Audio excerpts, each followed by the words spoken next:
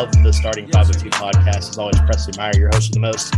And tonight we have Alan Thomas, the one and only owner of T-Shirt Hooligan. And Alan, I think the criteria that I look for this time of year, yes, we could have recruiting experts on. Yes, we can have people who are kind of behind the scenes in the know on, but really what I am looking for, and the reason that I'll have Jacob on a lot, the reason I want to have you on is because, number one, the criteria that I want to meet is I want somebody who has been a lifelong fan. I want somebody who is really passionate about this, and the history of Louisville basketball, right? Like, I think that's so important when you bring, national recruiting analysts in, or you bring in a guy who, doesn't know Louisville basketball in and out like we do, then it's going to be difficult to kind of provide context. I think that there's a lot of that's needed in these discussions, a little bit more nuance.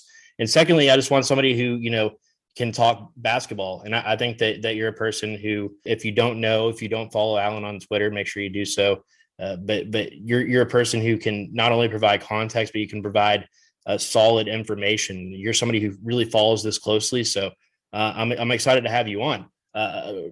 Immediately, I just want to get right into, what Louisville basketball is looking like.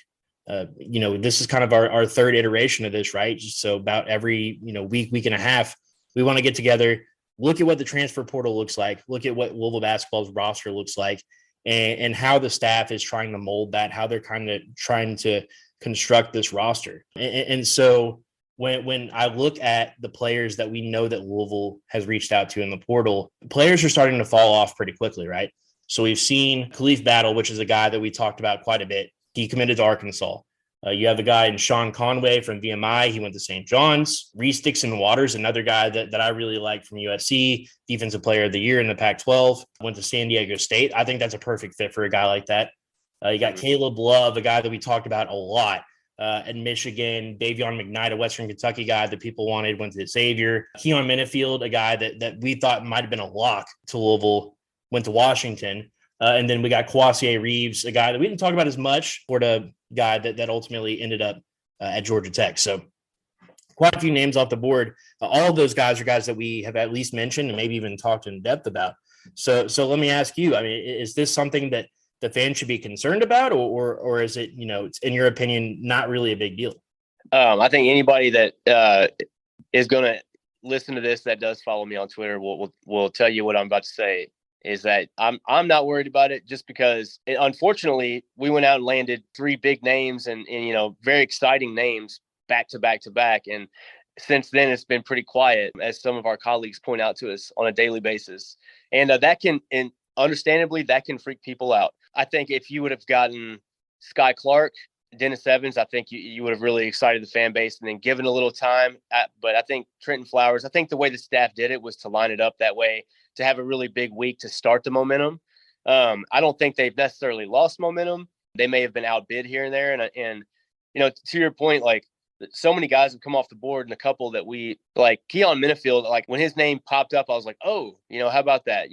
But the more buzz you saw around him, I'm like, man, I think they're going to pull this off. It really felt that way. And when you didn't get him, I think that's when everybody started to really get sour. And the only reason they're sour is because we saw this last year.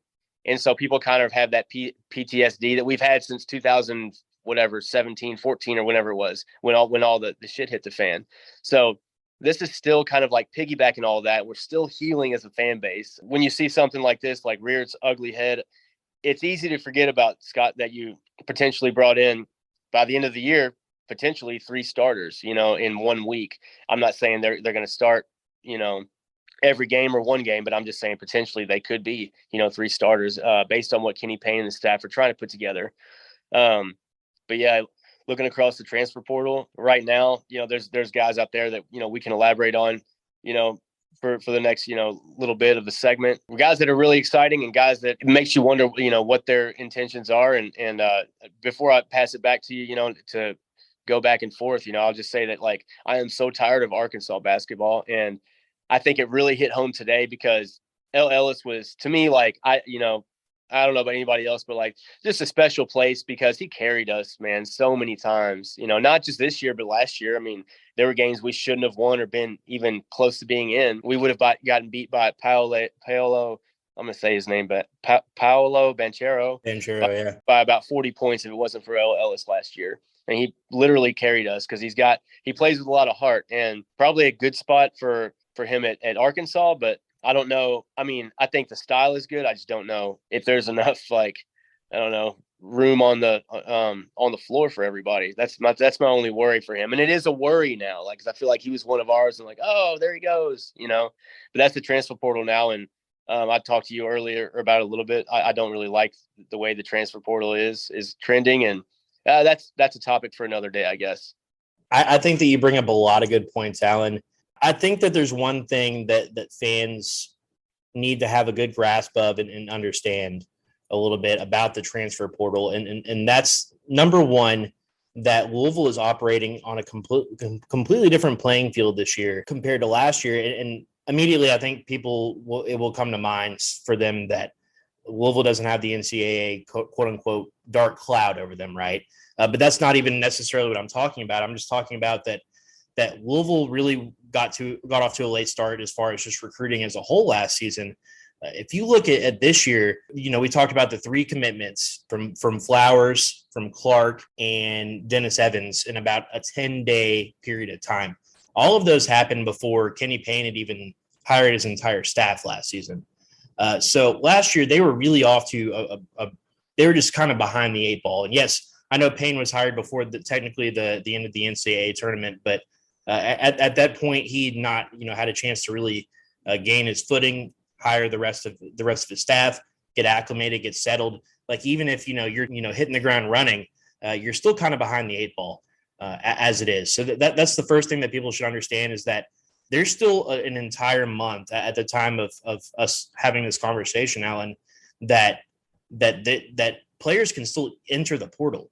So there will be players that we don't even know about, that the staff might know about. That people talk. It doesn't necessarily have to be players to coaches, but a player's family member, or a player's the coach of that player, or the trainer of that player, whoever it is. It could be anybody. It could be their aunt, their uncle, their grandma, whatever. Those people are still in touch with the staff. There's still lines of communication, right? And so people are familiar with players that could enter the portal. Like, those are things that that the staff is always watching for. And so I think fans see that Louisville has quote unquote reached out, right? And I think this is the other thing that people need to understand about the portal. People are saying that the staff has reached out, right? But that could mean so many things. That's just a recruiting quote unquote expert, which these guys do know a lot more than the average person. But they are basically just going by the player's word that the staff has spoken to them. And that's it. That's not a legitimate scholarship offer. That's not a visit to campus. That's not an established relationship. There's so much more than just offering. And we make the joke about Arkansas, reaching out to all these, every kid that enters the transfer portal, it seems like. And at this point, it's 90 plus people. But look at what Arkansas is doing. They've landed 5 very high level guards in the transfer portal. So there might be, kind of a method that could be the method to their madness, right? But ultimately, that doesn't mean that every person that is heard from Arkansas is considering Arkansas. Some of these kids have 20, 30 team lists where it could just be, hey, this is, Coach Kenny Payne. I'd be interested in talking to you more about your future. And that's it. And then they can go to somebody and they don't even have to be telling the truth either. This is all just hearsay at this point. So I think that's something that people should consider. We go over this list of players, right? We talked about Khalif Battle. We talked about Sean Conway, Reese Dixon Waters, Caleb Love, Davion McKnight, Keelan Minifield, and Kawasi Reeves. Like, of those guys, like, we pretty much know, there are multiple reports out that Louisville, quote unquote, put feelers out for a guy like Davion McKnight. But the reality was they probably thought that they were getting a guy like Keelan Minifield, right? And so Davion McKnight kind of falls to the wayside, and that's a relationship that never really developed. So even though people are like, oh, Louisville swings and misses again, the reality is it sounds like, the staff kind of made contact with Davion McKnight, as most high-level schools in the country did. But the reality is that they probably didn't establish a relationship past that. They reached out. They're trying to see what he's looking for. And ultimately, it has to be a fit for both parties. This moves much quicker than the recruiting process, right? recruiting process, when the staff was recruiting Trenton Flowers, that's a year and a half relationship of calls and text almost every single day, I'm sure, of the staff visiting him visiting the staff, him getting on campus, him see, like, that is a whole process. Like, that's a relationship that's cultivated over the course of years. Whereas in this transfer portal, the staff's reaching out, trying to get a hold of as many people as they possibly can. And some of these kids will just mention, hey, yeah, I talked to, Danny Manning from Louisville, but it could have just been like 2 texts. So I think that's something that people need to understand. It's not necessarily swinging and missing, but in the case, the only exception so far that I'll say is with Keon Minifield. I think that the staff had a pretty good inclination that they were going to get him. And then it sounded like Arkansas kind of swooped in, had a better offer, if you will. And ultimately that's what sold him. The one other thing that I would say as well about this, just the new way that college basketball, college football, and college sports as a whole operate is the way the NIL functions, right? People are saying, tampering. The reality is the coaches cannot reach out and specifically talk to a player who is not officially in the transfer portal. So that's one thing to keep in mind. Secondly, it doesn't take a coach talking to a player, and it doesn't take the university talking to a player for a player to receive funding, if you will, or receive an NIL deal from an NIL conglomeration, if you will, or NIL organization like the 502 Circle, right? So what's happening with the 502 Circle is they're working congruently with the university, right? And then those people are going back and, I wouldn't say handlers. I'm not sure if that's the correct terminology, but essentially they're building relationships with these players as well, talking about what the opportunities are at Louisville, and then kind of going back to the staff and having those discussions there. And I don't even know if it's just the basketball staff. Like, I'm not sure that anybody at the 502 Circle is ever having conversations with Kenny Payne, but they could be having conversations with someone who is related to Kenny Payne, and then kind of just relaying that message. And so that's kind of the way these things work. A lot of people will say that's kind of how things worked behind the scenes before any of this was quote unquote legal. But now it can kind of be done in broad daylight, right?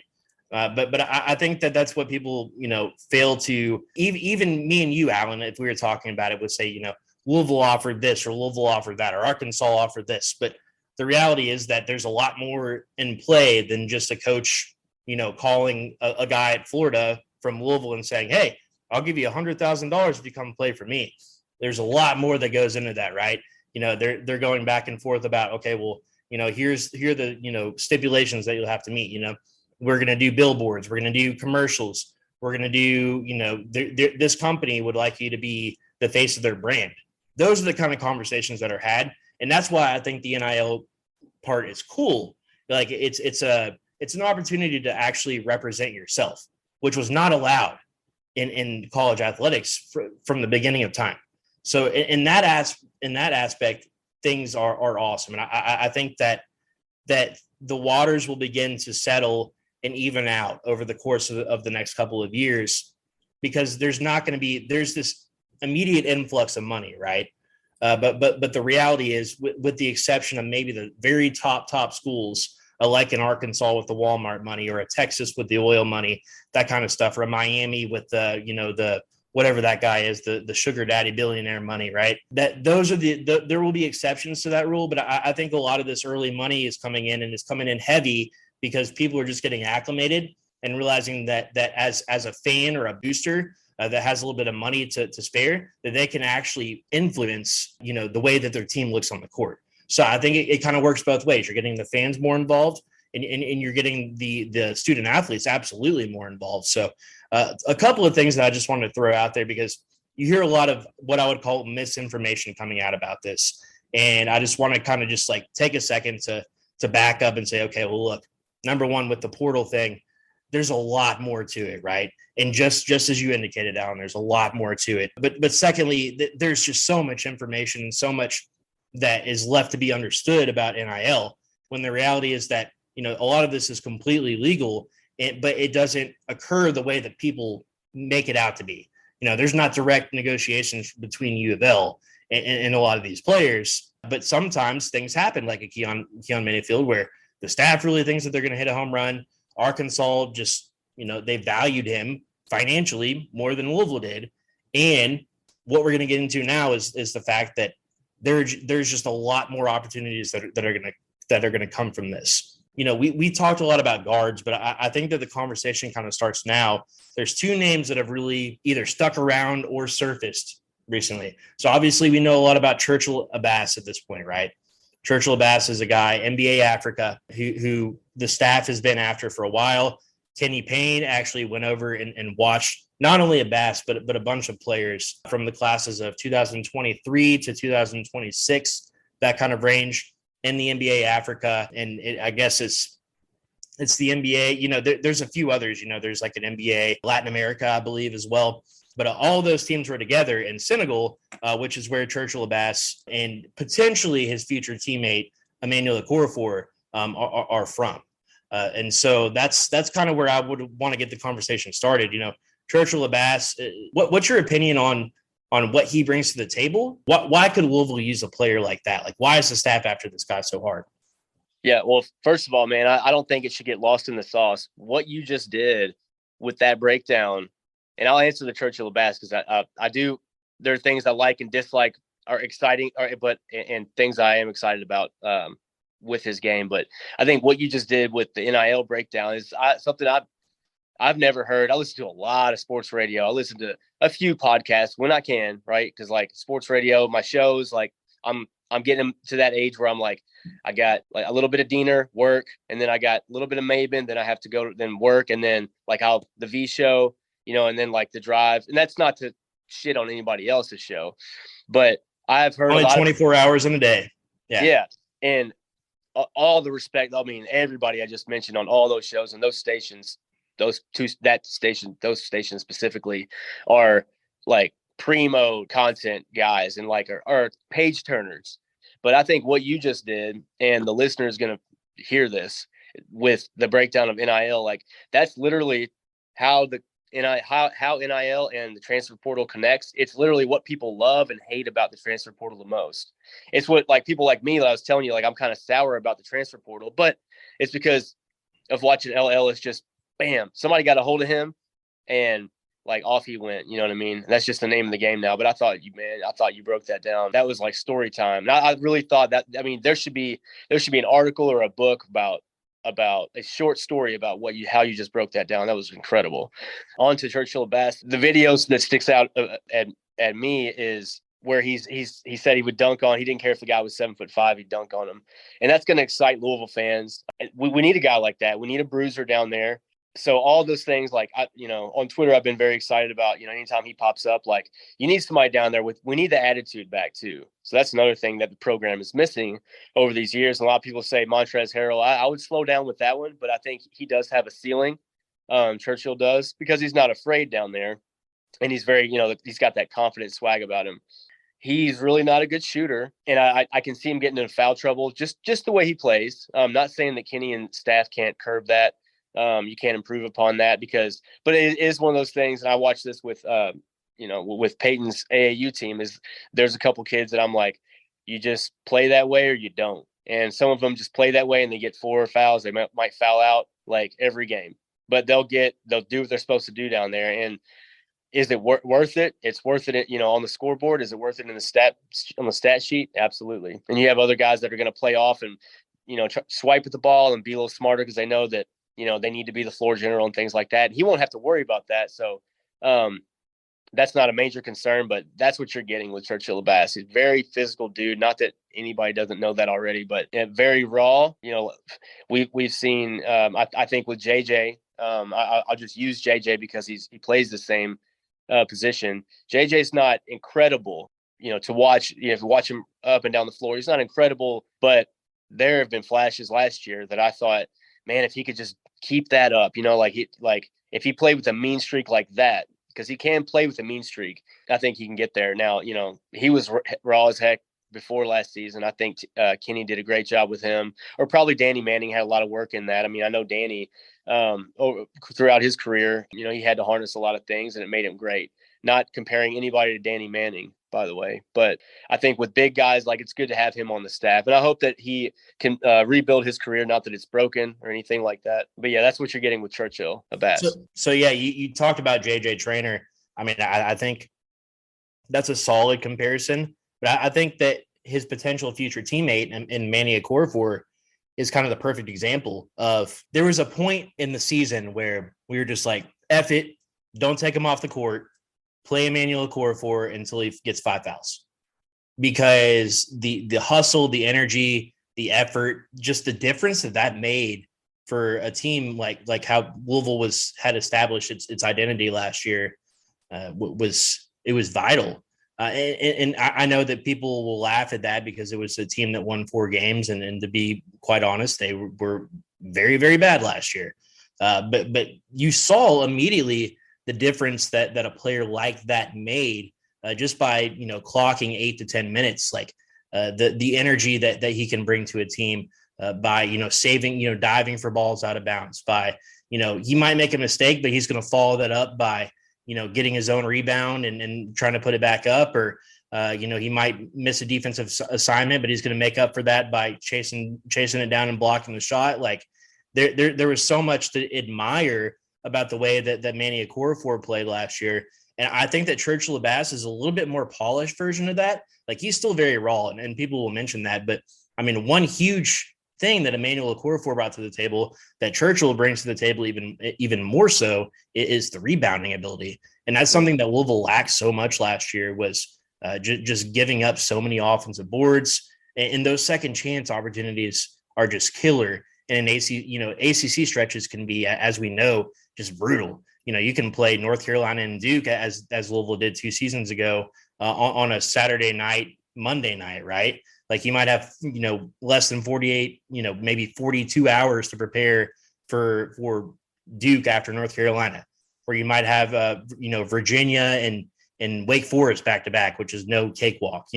Like there are so many challenges that an ACC schedule presents. Having off rebounding nights and having nights where you just don't bring it 100% or don't hustle 100%, that's what gets coaches fired. And I think that's why Kenny Payne is going after guys like Churchill Abass, because, yeah, this is a guy that's still incredibly raw, but there's so much potential there. Another guy at a similar position that everybody cannot stop talking about in the city of Louisville right now is Mackenzie Mgbako. Mackenzie Mgbako. Is it Mgbako? I guess it's Mgbako. I think it's Mgbako. Mgbako. I heard Mark Lieberman say Mgbako, and I trust what he says for whatever reason. I don't know. Somebody with the last name Lieberman is probably pretty good at pronouncing other people's last names, so I get it. And our last names are Thomas and Meyer, so we don't know jack shit, Alan.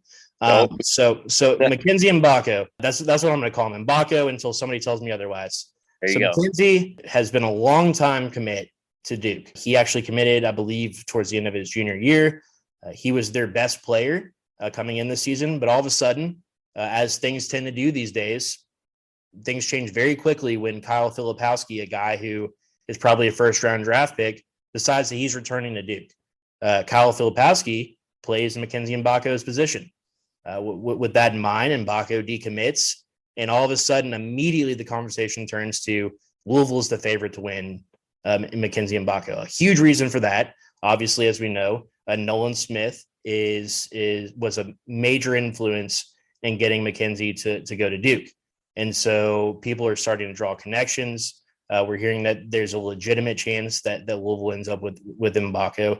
What's your take on a guy like this? And how much can a guy like Mackenzie Mgbako ultimately impact a team like Louisville's putting together next season? No shade on anybody that might be coming in or anybody that is on the roster right now. But I mean, to me, guy's a day one starter. And that's not to shade anybody that plays his position or around his position. I don't even know how. Kenny might just have him on the floor. He's a guy that you want on the floor. He's such a great shooter for a young kid. He would immediately be one of the better, if not the best shooter on the team. And I say that, this is a kid that hasn't transitioned to college, but he's one of those guys, we talked about this before, like Trenton Flowers, who's already built like a college kid. And that's how they're coming out now. That's how they're coming out of high school. Louisville's got a local kid at Trinity that's going to be like that. Jaden Johnson, I believe. Caleb Glenn's like that, like the Louisville commit.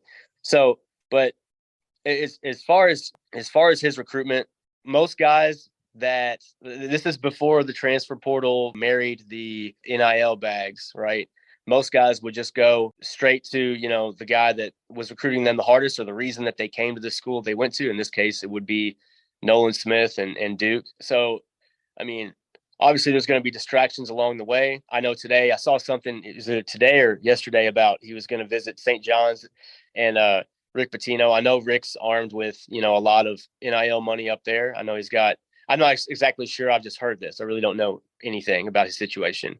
I've read a couple things and just, here and there, just or whatever. But me personally, I'm not worried about a detour from Louisville, just because I think the familiarity there. I know that he likes the staff. I know he wants to play this style of ball. I'm gonna use the most Caucasian comparison of all time right now, but I'm a big Lord of the Rings guy. So Frodo, and I was thinking about this earlier, and it's the best comparison to me. Frodo gets all the way to the end. He's had this ring, right? Along the way, the ring, it can sway him to do things. It can over, possess him in certain ways. And not saying that what Mgbako could do would be evil or anything like that, but it could possess him to do evil or things that you don't want him to do. And all that the staff needs him to do, because once a kid tells you, yeah, I want to play for you, then you're reaching out to him every single day, re-recruiting him every day until he signs. Not until he commits, but even after he commits, it's like, phew, okay. But then you got a really full court press, and you make him even more comfortable. So this kid is not committed at all. We can say that he went to the school, committed to the school, signed with the school that that Nolan Smith was at. We do know that much. So we know, for the majority, the reason of him going was his relationship with Nolan Smith. Now, when Nolan came to Louisville, I'm sure that he kind of side-eyed a little bit, like, maybe, But coming into this situation, maybe he thought the best thing for him was to stay at Duke. Now, like I said, he's basically Frodo, and he's standing over, in the movie or the book, whatever. Frodo has this ring, just for anybody that hasn't seen or whatever. He gets all the way to the end. All he has to do is throw the ring in there, and everything's going to be fine, right? All he has to do is drop that ring in there. But he doesn't want to. Like, there's things about that ring that he loves a lot. And so, but he knows the right thing to do is just throw it in there. And again, this isn't to say Louisville's right and everybody else is wrong, but that's all we need Mgbako to do, is to throw that ring in there. I understand. I saw something today, and God, forgive me, I don't know where I saw this I've read a lot about this kid, but somewhere I saw that he wanted to enjoy the recruitment process, the recruiting, because he didn't really get one. And I think that's awesome. I think that's that for me was like a reprieve from the BS that I'm starting to think more and more about the transfer portal and NIL and like all the it's not corruption, but that's where my old brain takes me. But to hear something like that was pretty cool and refreshing, to be like, okay, unfortunately it was a visit, which is close to his home, to a guy that, like I said, is swimming in NIL money out there, and a great coach that we know and love, Rick Pitino. So I think it's obvious to everybody that would be literally the only thing, in my opinion, in my observation, the only thing to keep him away from Louisville would be just, a big stack of bags, and just with a big shiny light on them. Like, here it is, buddy. You want, are these bags bigger? And I have no idea what St. John's is doing. I don't even know that they're offering money, but it just sounds like that there's going to be some money along the way. And is Louisville's NIL collective, are we up to the task? You know what I mean? And because I think everything else is in place to be up to the task. I just wonder if that's going to be a deterrent. And I wonder if MacKenzie in this situation can throw that ring in there. That's all I'm wondering. That's such a perfect analogy. And as a fellow Caucasian myself, I would 100% love that analogy. Look, here's my opinion on Mgbako, and this might come back to bite me, but Rick Pitino has very rarely, if ever, beat Kenny Payne out for a recruit. I'm not sure why he's going to start now. Now, I will say Mgbako is a guy who has an incredible head on his shoulders. Seems like a guy who's incredibly intelligent, a well-rounded human being, great grades, all that stuff. St. John's is an excellent school to go to. Rick Pitino's won 3 national championships at 3 different schools, or 3 Final Fours with 3 different schools. And won 2 national championships. So he has that going for him as well. But I'm not incredibly worried necessarily. I think what I'd be worried about, like you said, Alan, is in this day and age, there's a price for everyone. And so can Louisville match that price? As of right now, I can't imagine him going anywhere else. But I think that, I think that he'd have to find the perfect fit. And until he signs and until he's got that Louisville jersey on, then I'll have a little bit of worry. But as of right now, I think Mgbako and Churchill Bass are both takes. Like, I think those are guys that can both have a significant impact on this team next year. Absolutely. One more guy before we get you out of here, Alan. Tylor Perry is a guy that a lot of people have been talking about, not only because of his wonderful movies where he dresses up as an old woman, but also because he is a college basketball player from North Texas who has had a phenomenal career and has at least a little bit of conversation so far with Louisville. Do you know anything about where Louisville stands with him? And do you think that that's the kind of guy that the Cards should be going after? Or do you think that this is a guy that Louisville's kind of backing off on? I don't know what his objective is at all.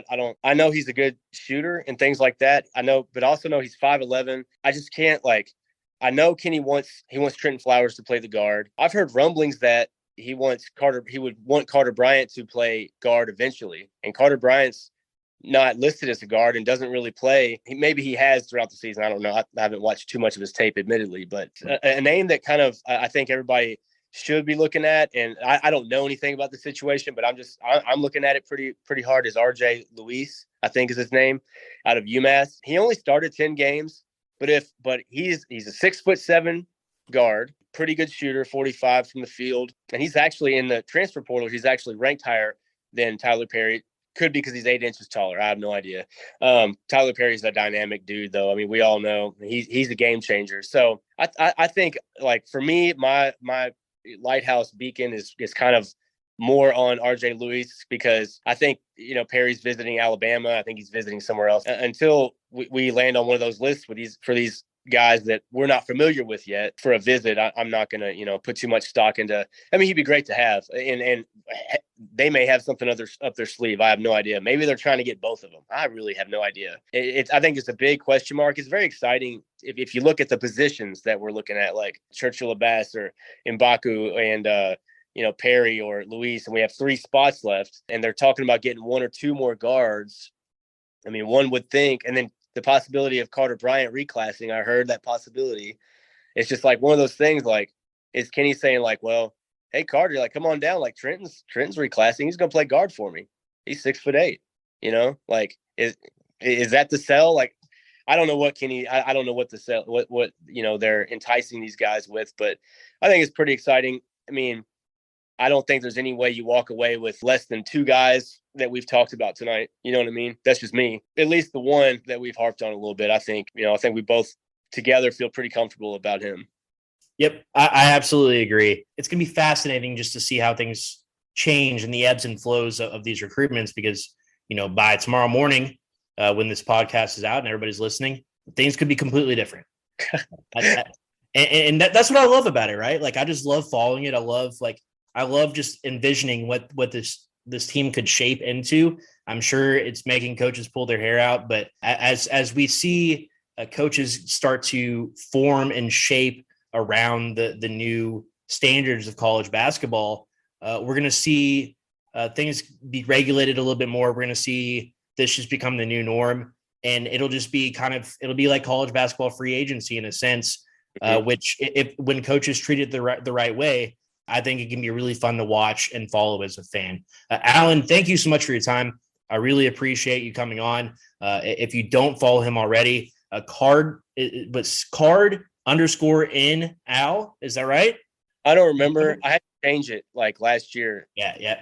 So it's Alan Thomas, and his card, I believe it's card in _Al, one of the two. I don't. You'll find him on there. Please check out his work at T-Shirt Hooligan as well. He puts in a lot of time and effort into that. Has some really cool stuff, and really on the forefront of the NIL game, which I love. That's what we're all about here at State of Louisville. When we come back, we are going to talk a little bit about Kenny Payne, the way that he's recruiting versus the way that the modern day standard is, which is completely different. So stay tuned. I'm going to get into that a lot more on the other side. Starting 502 podcast. Thank you, as always, to Alan Thomas for jumping on. One thing that we wanted to get into is just the overall roster construct of what Kenny Payne and his staff are establishing versus what the modern day norm is. And now, as Louisville basketball fans, the transfer portal and the way that things are operating are just completely foreign to us anyways, because I think in the Denny Crum and the Rick Pitino eras, and to an extent in the Chris Mack era, when you're thinking about transfers, you're thinking about either a sit-out transfer or a grad transfer. Chris Mack especially did a good job to supplement rosters with solid grad transfer pieces, and even sometimes in the case of like a Carly Jones, or going back to Rick Pitino in the case of like a Damian Lee, actually placing another team's best player on your roster and him instantly becoming a star player in the ACC. So when we talk about transfers, that's what we're used to. When we see that Louisville or any team across the NCAA is constructing a roster almost entirely of transfers, we kind of have to reestablish our footing, kind of figure out what is successful in college basketball now and compare that to what Louisville is trying to do. And I will say, not necessarily that this is negative, but Kenny Payne's approach to the transfer portal versus bringing in younger players is vastly different than some of the more successful teams over the last couple of years. Now, this year we saw a number of teams like a Kansas State, like a Texas, like a UConn, like a Miami, that were constructed almost exclusively of players from the transfer portal. And that's something that's key to watch, because you look at a team like in Arkansas, Missouri, Indiana, Florida, Wake Forest. Wake Forest is probably a great example. Steve Forbes, Wake Forest head coach, actually pretty much constructed a roster in his first season of almost exclusively transfers, and they were extremely successful in his first season, and he kind of dipped back into that well again last year. But what you're seeing here is that a lot of these more successful teams are aging up. And that's what coaches use the transfer portal as an opportunity to do. Players come in, show that they're successful at different schools, realize that they could have a better opportunity financially, closer to home, playing time-wise, fit-wise, whatever the case might be, and then they transfer out to these other schools. Some would argue that it's a case of the rich get richer, but really this year was indicative of a bit more parity in college basketball. I mean, you had Florida Atlantic and Miami in the Final Four this year. You had 3 first-time teams in the Final Four, and some of the darlings of the NCAA tournament this season were teams constructed almost exclusively of transfers. So it seems like this is the way of the future for a lot of these coaching staffs. But then when you look at Louisville's roster construct, instead of aging up, it seems like the coaching staff is aging things down. Now, we do have 3 scholarships left open, but I mean, when you look at the writing on the wall, as Alan and I talked about, Louisville's going hard after Mackenzie Mgbako, who is an 18-year-old true freshman. Churchill Abass would be a true freshman. The really the only players that we talked about that wouldn't be are Tylor Perry and R.J. Luis. Even R.J. Luis is in a similar situation to a Sky Clark, where he's only played 1 freshman season. So when you look at Louisville's roster as constructed, your 2 quote-unquote most experienced players right now are J.J. Traynor, who's going to be a senior, and Brandon Huntley Hatfield, who would be a junior. After that, your most experienced player is Mike James, and then Sky Clark has played 13 games at the college level. So you're looking at a vastly different approach to constructing a roster. This is all to say that doesn't mean that it's the wrong approach, right? I think that any solid team over the past decade plus has had a combination of talented youth and experienced depth. And so what that means for Louisville is you are bringing a Sky Clark, Karan Davis, Dennis Evans, Trenton Flowers, Caleb Glenn, Curtis Williams, and then you're going to try to supplement those pieces with solid, experienced depth. So to me, it's crucial that you get a guy like a Tylor Perry to pair with, the Brandon Huntley Hatfield and J.J. Traynor on this team, so that you have an experienced player at each position, a guy who knows what it takes day in and day out. But it's very apparent that the staff is trying to go after extremely just young, raw, talented players, and not necessarily raw. I think that might not be the best way to describe it. I think, They're going after players that have talent, size, length. I mean, when you look across this recruiting class, you're bringing in guards that are 6'3" and 6'7". You're bringing in a big man that's standing 7'2" or 7'1" or 7'2", right? Trenton Flowers is a guard forward combo who's 6'8" or 6'9". Caleb Glenn, Curtis Williams are both 6'6" or 6'7". So really, you're looking at a roster where it could potentially not have a player under 6'3", which is something that the Louisville fans are just not used to. We're used to having extremely small on the ball guards. So it'll be an interesting change of pace to see exactly what that looks like. The staff is basically saying that they know that they can bring in players with talent and size that can contribute right away, and they're going to have absolutely every chance to do so.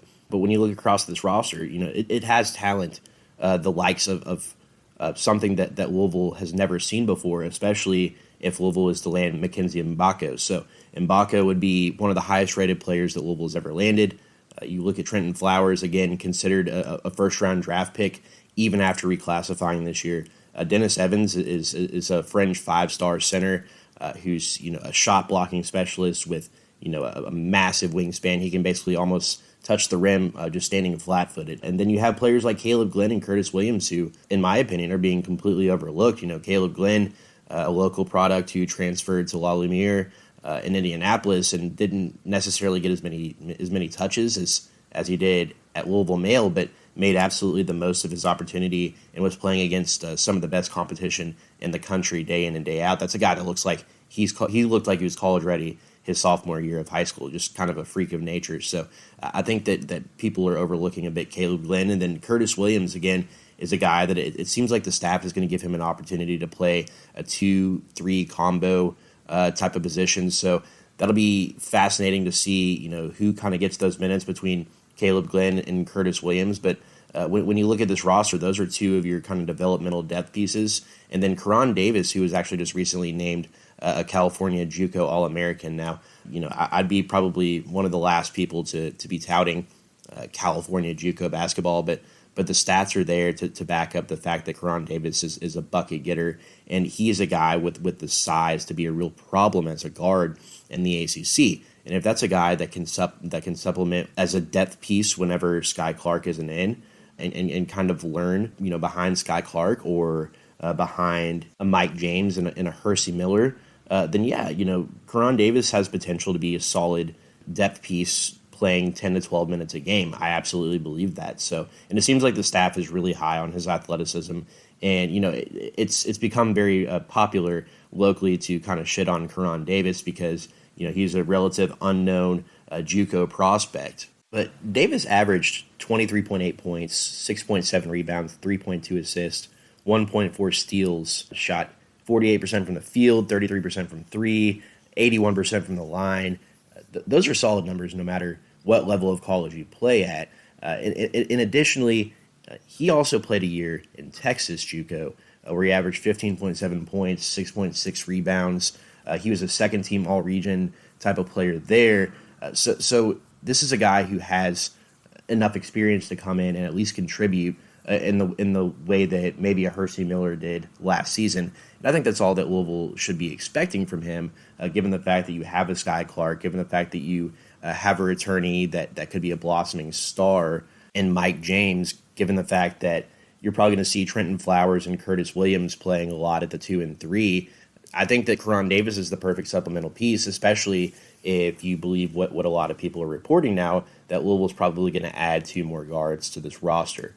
So with all of that in mind, I think that Louisville has really set itself up well here with giving itself opportunities to prove that the staff can develop and place young talent in the right places. And I think that the last thing that the staff is looking for as well are players who are just willing to put in the work and get to the next level, right? Like they want guys who are young and hungry and eager to prove themselves at the ACC level. Obviously, it's a tremendous accomplishment if you have 3 or 4 guys that are 1 and done or 2 and done, right?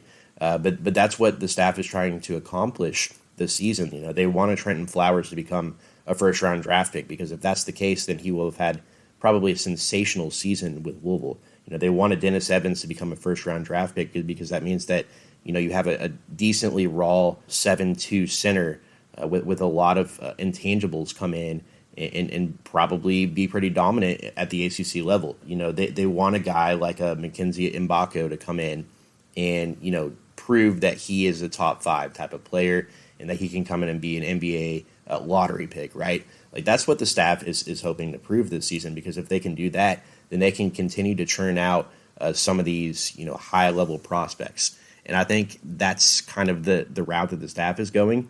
And they want guys who are going to be hungry and eager to do so.